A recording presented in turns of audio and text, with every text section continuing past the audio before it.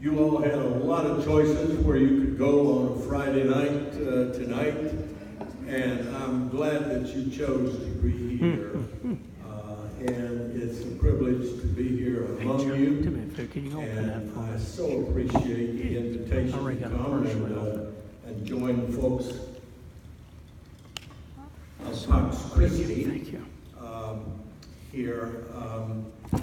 And I appreciate your work and what you stand for and what you've been doing through the years. I'll get right into this, and I did get some good news from Bob that the clock that I'm facing is fast. And so that's good. I'm glad it's not slow, because you have a terrible time. It's a terrible death to be talked to death. So I'll jump right in and begin our thinking tonight, and look forward to further discussion with you about what we as God's people can do about the terrible pandemic of gun violence that we face. When former Vice President Dan Quayle was informed of the massacre at Columbine High School, he replied, "I hope they don't blame this on guns." Quayle and his fundamentalist friends believe guns do not kill. People kill. They defend guns as simple, inanimate objects that are incapable of acting on their own. They implore us, therefore, to stop insinuating that guns are dangerous and to concentrate on what they call the root causes of violence. They've got a long list of root causes: violent movies, video games, crime programs on TV, rap music, drugs and gangs, single-parent families, and lack of father figures in the inner city. But highest on their list of root causes are the mentally ill. This is flagrantly untrue. And such blame is intentionally designed to take the focus off of guns and put it on a convenient scapegoat. Only 4% of interpersonal violence in America involves the mentally ill. So such dishonest characterization blocks the discussion of the actual risk factors for violence. That is, low socioeconomic status, substance abuse, and a history of arrest. But doesn't it seem logical that guns themselves should qualify as at least one of the root causes of gun violence? Seems logical to me. One of my friends commented, a gun is to gun violence as the mosquito is to malaria. Break the chances of causation and the disease retreats. In my speech tonight, I will speak often about fundamentalism and fundamentalists. And the following few slides give a quick snapshot of this rather new religious ideological cult, who they are and what they advocate. Let's take a quick look. These are fundamentalists who advertise the worship service where they celebrate together the open carry laws that have been passed in so many of our states. Preachers carry the guns into the pulpit, and people inside carry guns on their side, so they can be armed and ready to protect and defend. The picture of our Lord Jesus. See. This is what they believe, and that this is blessed by God. Jesus teaching a little one how she hold it like this.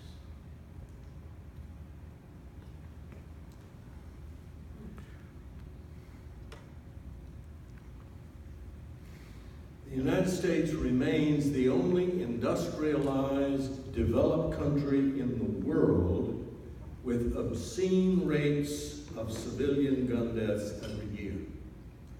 Last year, our gun deaths eclipsed 39,000. It's not because people of other countries are smarter or kinder than we. It's something else. They watch the same news reports and violent movies. They play the same sadistic video games. They engage in the same violent sports. And each country has the same percentage of the mentally ill. Where we differ is their citizens cannot own the guns that they issue to their militaries. For example, Glock and Beretta handguns originate in Austria and Italy.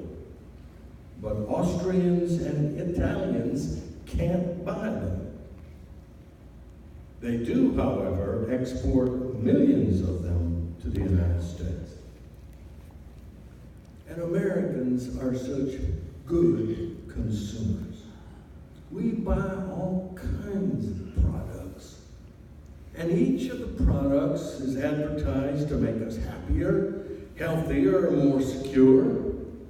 We listen to the ads about the new shiny Cadillac, or the latest arthritis medicine, or an amazing shampoo, an exhilarating ocean cruise, the champagne bottled beer, and Viagra.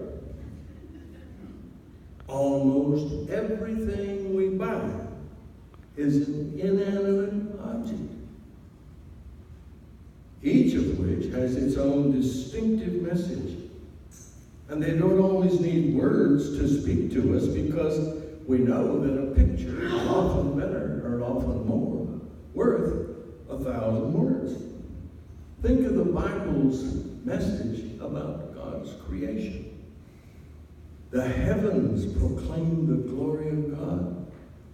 There is no speech, nor are there words, but their voice is heard all over the earth. The inanimate gun also speaks. It speaks day and night to the fearful, the vengeful, and the unhinged. And its message is, I can make you safe. I can protect you. And such messages embolden those who feel threatened or dissed by an employer, a neighbor, or a lover. And the inanimate gun also asks probing questions of its owner.